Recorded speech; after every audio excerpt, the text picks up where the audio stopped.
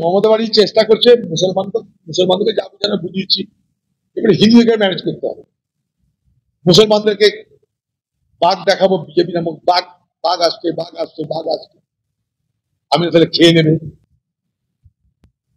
কিন্তু বাকিটা হিন্দু, তাদেরকেও ম্যানেজ করতে হবে। তাই নাচানাচি গানা গানি করে ওদেরকে ম্যানেজ করার চেষ্টা করে। মমতা না হিন্দু না মুসলমান, মমতা যে ভণ্ডা, যাকে বলে ভণ্ড একটা। ও ভোটের জন্য কখনো হিন্দুদের তোয়াজ করে, ভোটের জন্য মুসলমানদের তোয়াজ করে। মমতা কারোর না, মমতা নিজে।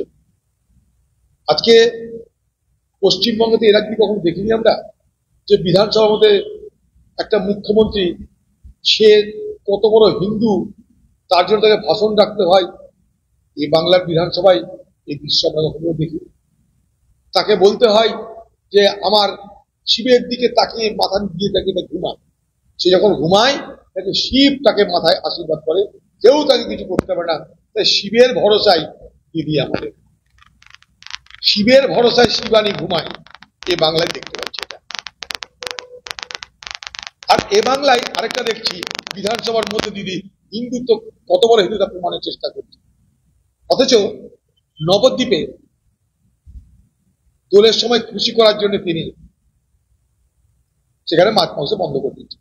তো বিজেপির রাজ্যে হলে দেখেছি এগুলো আমরা, কখনো বিজেপির রাজ্যে এগুলো দেখি আমরা।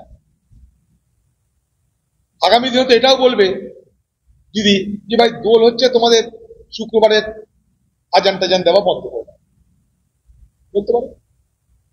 আবার মুসলমানদেরকে খুশি করার জন্য দিদি কি করছে, ঢালাও ইফতার, সরকারি টাকায় ইফতার হচ্ছে বাংলায়, বাংলায় সরকারি টাকায় দোল উৎসব পালিত হচ্ছে। অথচ এ বাংলার সাধারণ মানুষ তারা বাইরের রাজ্যে গিয়ে, আজকে আমি গেছিলাম নবগ্রামে, মহারাষ্ট্রে গিয়ে ট্যাঙ্কের মধ্যে কাজ করতে গিয়ে বিষাক্ত গ্যাসে মৃত্যু হচ্ছে, তাদের জন্য কেউ দেখারও নাই, শোনারও নাই, খাতির করারও নাই। অথচ সরকারি উৎসবে ইফতারে লক্ষ লক্ষ টাকা, হুলিতে লক্ষ লক্ষ টাকা, সরকারি উদ্যোগে ইফতার হচ্ছে, সরকারি উদ্যোগে হুলি হচ্ছে। অথচ মানুষের জন্য আমি বলেছিলাম তাই যদি হয় তাহলে সস্তায় এই রমজানের মাসে মুসলমান সম্প্রদায়কে খাদ্য সরবরাহ করা হবে। বলেছিলাম, আমি বলেছিলাম যে ইমাম মুয়াজ্জিনদেরকে এই রমজানের মাসে অন্তত আর্থিক বোনাস দেওয়া হোক। আজকে মাছ মাংস বিক্রি করার বন্ধ করে দিয়ে কি বার্তা দিচ্ছেন তিনি?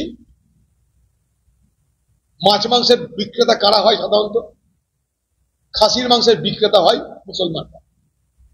আর দোলের সময়, ছোট থেকে আমরা বড় হয়েছি, দোলের সময় দেখেছি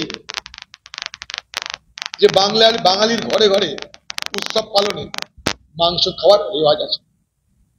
তাহলে আগামী দিনে দিদি এ বাংলার মানুষ কি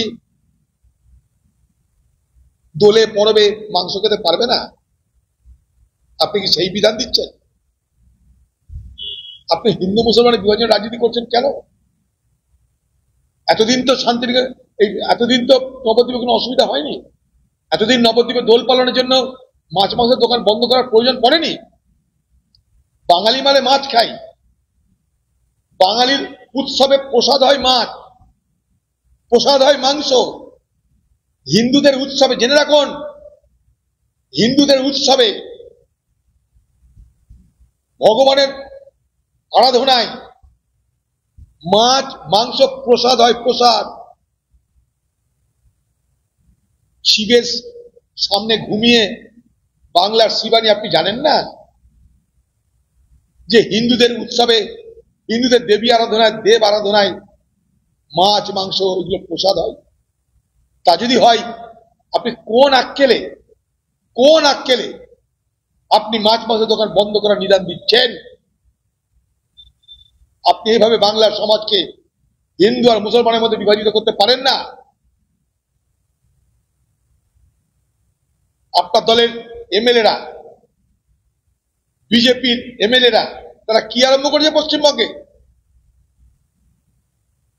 ভোটের সময় আপনার দলের এমএলএ আমাকে হারানোর জন্য হিন্দু মুসলমান বিভাজন করলো, 70 ভাগ মুসলমান 30 ভাগ হিন্দুর গল্প শুনিয়ে ভোটে হারানো হলো।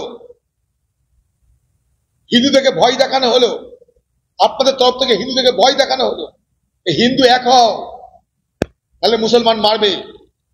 আর আপনাদের এমএলএ এর বিরুদ্ধে একটা কথাও আপনি বললেন না, কারণ সবকিছু হচ্ছে আপনার ইশারায়, সবকিছু হচ্ছে আপনার ইঙ্গিতে, সবকিছু বাংলায় বিভাজন হচ্ছে আপনাদের জন্য। আপনারা আর বিজেপিরা মিলেমিশে করছেন এই বাংলার সাম্প্রদায়িক বিভাজনের রাজনীতি। বাংলার ভবিষ্যৎকে অন্ধকার দিকে নিয়ে যাওয়া হচ্ছে আপনাদের নেতৃত্বে। বাংলার মুখ্যমন্ত্রী সাবধান হন আপনি।